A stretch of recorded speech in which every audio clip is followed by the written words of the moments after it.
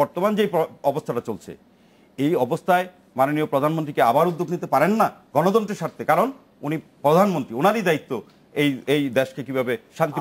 আবারও সরকারের কাছে দায়িত্বটি আসলো। আমরা আরেকটা বিরতি নিচ্ছি, বিরতির পর ফিরে এসে ববি হাজার আপনাকে জানতে চাইবো যে 5 জানুয়ারি নির্বাচনে জাতীয় পার্টির অংশ না নেওয়ার বিষয়ে আপনি ছিলেন অনেক উচ্চকণ্ঠ, আপনি চেয়ারম্যানের মুখপাত্র হিসেবে আপনাকে দেশ ছেড়ে চলে যেতে হয়েছে বলেও আমরা পত্রপত্রিকায় পড়েছি। পার্টি চেয়ারম্যান এখন সংসদ সদস্য এবং মন্ত্রী সমমর্যাদায় মাননীয় প্রধানমন্ত্রীর বিশেষ দূত।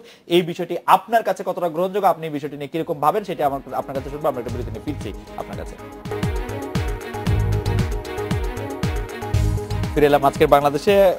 ববি হাজ্জাজ ভাই, আপনি চেয়ারম্যানের মুখপাত্র হিসেবে উচ্চকণ্ঠ ছিলেন 5 জানুয়ারি নির্বাচনে অংশ না নেওয়ার ব্যাপারে। পার্টি চেয়ারম্যান এখন সংসদ সদস্য এবং মন্ত্রী পদমর্যাদায় মাননীয় প্রধানমন্ত্রীর বিশেষ দূত। বিষয়টি আপনি কিভাবে দেখেন? বিষয়টা কিভাবে দেখি? বিষয়টা দেখি হলো জাতীয় রাজনীতির যেই বাস্তবতাটা আছে সেটার সাথে মিলিয়ে জাতীয় পার্টি এগিয়ে যাচ্ছে। যেই পজিশনটাতে দলের চেয়ারম্যান হোসেন মোহাম্মদ এরশাদ একটা স্ট্যান্স নিয়েছিলেন, সেই পজিশনটাতে আমি তখনও বিশ্বাস করতাম, এখনও বিশ্বাস করি। ওই সময়টাতে ওই জায়গাটাতে উনি একদম সঠিক ছিলেন, এবং যেহেতু একদম সঠিক ছিলেন আমি বিশ্বাস করেছি, সেহেতু ওনার মুখপাত্র হিসেবে আমি কাজ করেছি, যার জন্য আমার দেশের বাইরেও যেতে হয়েছিল। আপনি বললেন, আপনারাই কভার করেছিলেন, শুধু খবরের কাগজে পড়েননি, আপনারাও কভার করেছিলেন। দেশের বাইরেও যেতে হয়েছে, এবং দেশের বাইরে যেও আমি ওনার মুখপাত্র হিসেবে কাজ করেছি এবং ভিডিও বার্তা পাঠিয়েছি। পরে দেশের সিচুয়েশন বদলেছে, জাতীয় পার্টি সরকারের সাথে একটা আন্ডারস্ট্যান্ডিংয়ে এসছে, এবং আমরা পার্লামেন্টে গেছি অপোজিশন পার্টি হিসেবে, এবং আমাদের কারেন্ট সেক্রেটারি জেনারেল এবং আরও কয়েকজন নেতা বলেছেন যে আমরা ঐক্যমতের সরকার। সেটা যাই হোক, একটা স্পেশাল সিচুয়েশনে 5 জানুয়ারি ইলেকশনটা হয়েছে, এটা আমাদের সবারই মেনে নিতে হবে। একটা স্পেশাল সিচুয়েশন হয়েছে এবং একটা স্পেশাল ইলেকশন হয়েছে, এবং তার আগে হয়তো কিছু কথা ছিল যে তারপরে আরও কিছু ডিসকাশন হবে।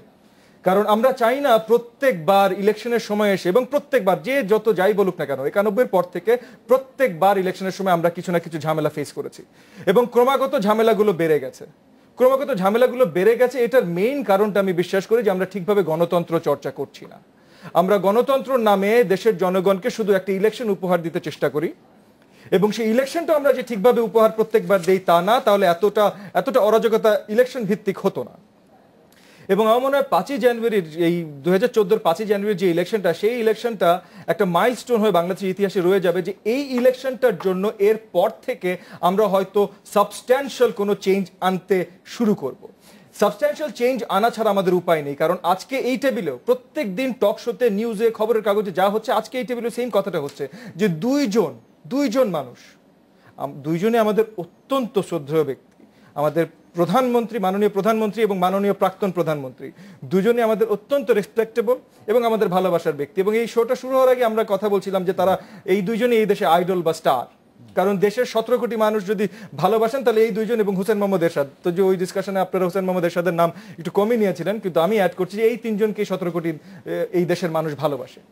সো এই 3 জন এই দেশের জন্য খুবই ইম্পর্টেন্ট, এবং এই 3 জনের ঘাড়ে তার জন্য অনেক বড় রেসপন্সিবিলিটি। দ্যাট বিং সেড, কোনো কিছু 17 কোটি মানুষের কোনো কিছু 2-3 জন মানুষে আটকে থাকতে পারে না। 17 কোটি মানুষের জীবন এবং তাদের ফেট 2 জন বা 3 জন মানুষ আটকে থাকতে পারে না। সেই 2-3 জন মানুষ যত মহানই হোক, এবং ইনারা মহান, এখানে কোনো আর্গুমেন্ট নেই, ইনারা মহান, কিন্তু এখানে আটকে থাকতে পারেন। আমি কি একটু প্লিজ বলতে দেন, ইনাদেরকে যেমন আমরা ডিসরেসপেক্ট করতে পারি না, যেটা আমার ভাই আহমেদ ভাই একটু আগে আমাদের প্রাক্তন প্রধানমন্ত্রীকে কয়েকজনের সাথে তুলনা করেছিলেন, এভাবে আমরা যেমন ডিসরেসপেক্ট করতে পারি না, সেভাবে আবার সবকিছু 17 কোটি মানুষের ফেট আমরা শুধু 2 জন বা 3 জনের ঘাড়ের উপরে ছেড়ে দিতে পারি না। Not because they are not capable, they are very much capable, they are very much good for the nation and beloved by the nation, কিন্তু আমাদের এমন একটা জায়গায় যেতে হবে যেখানে 2 জন বা 3 জনের উপরে পুরো রেসপন্সিবিলিটি না পড়ে। এখনো কথা হচ্ছে 2 জনের ডিসকাশন। আমরা যদি এমন একটা জায়গায় যেতে পারতাম যেখানে আমরা গণতন্ত্র দিতে পারি, ইনস্টিটিউশন অবকাঠামোটা আমরা ওইভাবে করতে পারতাম। এবং এখানে রতন ভাই খুব ভালো একটা কথা বলেছেন, যেটা জাতীয় পার্টিতেও আমরা এর আগে তুলেছি, সেটা হলো আমাদের election is not the basis or everything of democracy. আপনার বক্তব্য পরিষ্কার, আপনি দলের মধ্যেকার গণতন্ত্রের কথা বলছেন, আমরা আশা করবো জাতীয় পার্টির মধ্যে যথেষ্ট পরিমাণে গণতন্ত্র থাকবে। আমি জনাব আহমেদ হোসেন, আপনার কাছে আমি বেগম জিয়াকে কোট করছি। বেগম জিয়া আজকে সাংবাদিকদের উদ্দেশ্যে বলছেন, দেশের চলমান রাজনৈতিক সংকট নিছক আইন শৃঙ্খলার সমস্যা নয়, এটি একটি রাজনৈতিক সংকট, এর রাজনৈতিক সমাধানের উদ্যোগ নেওয়ার জন্য আমরা আবার আহ্বান জানাচ্ছি। এই মেসেজটি আওয়ামী লীগ কিভাবে নিল, বা আওয়ামী লীগ রাজনৈতিক সমাধানের কোনো উদ্যোগ এই মুহূর্তে দেখছে কিনা? আসলে আমি তো আগে উল্লেখ করেছি, আপনাকে এখন উল্লেখ করছি, তিনি আহ্বান জানিয়েছেন, আবার অবরোধ কন্টিনিউ করতে বলেছেন। আমি আগে বলেছি কিন্তু যে অবরোধ মানেই হচ্ছে যে পেট্রোল বোমায় মানুষ মারা যাবে। আর বার্ন ইউনিটে মানুষ মৃত্যু যন্ত্রণায় কাতরাচ্ছে, মিঠাপুকুরে মানুষ ভাসে আগুনে মানুষ মারা যাচ্ছে, প্রতিদিন কম বেশি ভাসে কিন্তু আগুন দেওয়া হচ্ছে। আপনি যদি এ ধরনের এই অবস্থা বিরাজ করে, তাহলে এটা কি রাজনৈতিক সমস্যা, না আপনি একটি আমি তো বলবো যে আপনি একটি ষড়যন্ত্রের ব্লুপ্রিন্ট, যেটা আপনি কালো অধ্যায় রচনা করতে চাচ্ছেন। আপনি যেটা বলছেন 5 তারিখের নির্বাচন যদি না হতো জানুয়ারি, তাহলে বাংলাদেশ তো থাইল্যান্ড হতো। থাইল্যান্ড আজকে ইংলাক সিনাওয়াত্রা কি ক্ষমতায় আছে? ঠিক বাংলাদেশে একই অবস্থা হতো। আপনি কি বাংলাদেশের সেই পরিস্থিতি ফিরিয়ে আনতে চান? 22 জানুয়ারি 2006 এর 7 নির্বাচন না হওয়ার ফলে তো বাংলাদেশ থাইল্যান্ড হয় নাই। বাংলাদেশে 111 এসেছিল, সে 111 এসেছিল, থাইল্যান্ড আপনি কি 111 তো একরকমই ভিন্ন নামে এসেছে, কেউ রহিম কেউ করিম, কিন্তু আপনি মনে করছেন যে 5 জানুয়ারি নির্বাচনটা হওয়া দরকার ছিল। আমি কেন, আপনিও কি মনে করেন? আমিও মনে করি, কিন্তু এটি রাজনীতি সংকটই রাজনীতি। আমি বলছি জি, রাজনীতি সংকটই রাজনীতি। ক্লিয়ার করতে দেন। আমাকে বলতে হবে যে এখন তো আগে পলিটিক্স আমরা একসময় ছোটবেলা পড়তাম যে অলওয়েজ স্পিক দি ট্রুথ। এখন জি ভাই বললেন, আমি কাউকে কন্ডেম করতে চাই না, আমি কাউকে আপনার ডিজনার করতে চাই না, আমি ইয়াহিয়ার সাথে তুলনা করতে চাই না, বা ইয়াহিয়ার নীতিটাকে বলছি যে ইয়াহিয়া খানের যে পুরা নীতি ছিল যে মানুষ সব মেরে ফেলো, মানুষের উপর আঘাত আনো, জ্বালিয়ে দাও, পুড়িয়ে দাও। 71-এ আপনি জন্ম নেননি, you do not know history. 71-এ ইয়াহিয়া খান পাক সেনাদার রাজাকাররা বাড়ি পুড়েছে, মানুষ মেরেছে, খুন করেছে, হত্যা করেছে। এই যে আজকে তো একই নীতি, পুরা নীতি মানে দেশ জাহান্নামে যাক, তাতে আমার কিছু আসে যায় না, আমার কিছু আসে যায় না। এটা যদি ডেমোক্রেসি হয়, এই ডেমোক্রেসি মুক্তিযুদ্ধের চেতনার ডেমোক্রেসি, এটা হচ্ছে পাকিস্তানি ভাবধারার ডেমোক্রেসি। পাকিস্তানি ভাবধারার ডেমোক্রেসি আমরা ক্ষমা করবেন, আমার সময় খুব কম। আপনি কি এটিকে রাজনৈতিক সংকট বা রাজনৈতিক সমাধানের উদ্যোগ গ্রহণ করার জন্য যে আহ্বান জানাচ্ছেন, সেটির মধ্যে আসলে কোনো পয়েন্ট দেখছেন না এই মুহূর্তে? আমি বেগম খালেদা জিয়ার যে বক্তব্যে আমি যেটা পাচ্ছি, এটা হচ্ছে একটি ষড়যন্ত্রের ব্লুপ্রিন্ট, সন্ত্রাসের অভয়ারণ্য তৈরি করা, এবং আমি দেখছি জঙ্গিবাদের সাথে কানেক্টিভিটি। আপনি ষড়যন্ত্রের ব্লুপ্রিন্ট দেখছেন। আমি রাজীবুজ্জামান রতন ভাই আপনার কাছে জানতে চাইবো যে আপনি এইটার রাজনৈতিক সংকট হিসেবে এটা কি দেখছেন কিনা, রাজনৈতিক সমাধানের কোনো সম্ভাবনা আপনি দেখছেন কিনা রতন ভাই? এটা অবশ্যই রাজনৈতিক সংকট, এর উৎপত্তি হয়েছে রাজনৈতিক কারণে, সমাধানও করতে হবে রাজনৈতিকভাবে। এখন যে বিষয়টা হয়েছে যে ভোটের আগে এই দুই দলই জিততে চায়। কিরকম? আওয়ামী লীগ জিততে চায় তার প্রশাসনের সমস্ত ক্ষমতাকে ব্যবহার করে, আর বিএনপি জিততে চায় বোমা মেরে।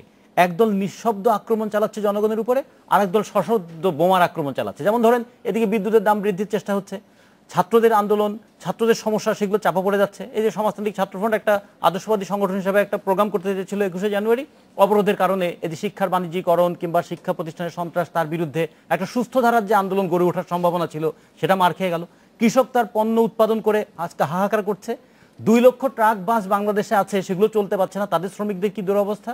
ফলে একদিকে জনগণ জিম্মি হচ্ছে যারা ক্ষমতায় যেতে চায় তাদের দ্বারা, আবার সাধারণভাবে জনগণ জিম্মি হচ্ছে যারা ক্ষমতায় আছে তাদের দ্বারা। লুটপাট, দুর্নীতি যে কি পরিমাণ হচ্ছে, এর তো কোনো, তাহলে এর সমাধান হচ্ছে একটাই, যে একটা সুষ্ঠু গ্রহণযোগ্য নির্বাচন দরকার। নির্বাচন হলে সব সমস্যা সমাধান হয়ে যাবে তা নয়। নির্বাচন গণতান্ত্রিক ব্যবস্থার একটা অঙ্গ, কিন্তু নির্বাচন থাকলেই গণতন্ত্র থাকে না, এটা আমরা গত 43 বছরে দেখেছি। তারপর একটা আপাত সমাধানের জন্য আমরা বলেছিলাম একটা গ্রহণযোগ্য নির্বাচন দরকার, এবং যেটা বলাও হয়েছিল, তারা বলেছেন, আমরা যেমন বাসদ নির্বাচনে যাইনি, তখন তারাও বলেছিলেন যে 5ই জানুয়ারির পরে তারা প্রস্তুতি নেবেন একটা গ্রহণযোগ্য নির্বাচনের জন্য। এখন ক্ষমতায় এসে তারা কখনো 2021 সাল অথবা কখনো 2041 সালের স্বপ্ন দেখাচ্ছেন। ফলে মানুষ বুঝেছে যে democracy under the feet of the existing government. Monir ভাই, আপনি কি মনে করেন যে এই রাজনৈতিক সংকটের জন্য রাজনৈতিক সমাধানের সত্যিকার বাস্তব কোনো উদ্যোগ আসলে সরকারের কাছে আছে বা সরকার নিতে পারবে? অবশ্যই এটি একটি রাজনৈতিক সংকট, রতন ভাই বলেছেন, আসলে এটি রাজনৈতিক সংকট, এবং রাজনৈতিকভাবেই এটার সমাধান হতে হবে। এবং আমি মনে করি সমস্ত মেকানিজম সরকারের কাছে রয়েছে। সরকার সেই পথে না হেঁটে তার সমস্ত প্রশাসনিক যন্ত্র দিয়ে নিষ্ঠুরভাবে বিরোধী দলকে দমনের পথে চলে গেছেন। এই দমন পীড়ন না চালিয়ে বরং এই বিরোধী দলের যে দাবি, অর্থাৎ একটি অবাধ, সুষ্ঠু এবং সবার কাছে গ্রহণযোগ্য একটি নির্বাচনের যে উদ্যোগ, এই উদ্যোগটা যদি সরকার গ্রহণ করে, আমি বিশ্বাস করি আমাদের এই রাজনৈতিক সংকট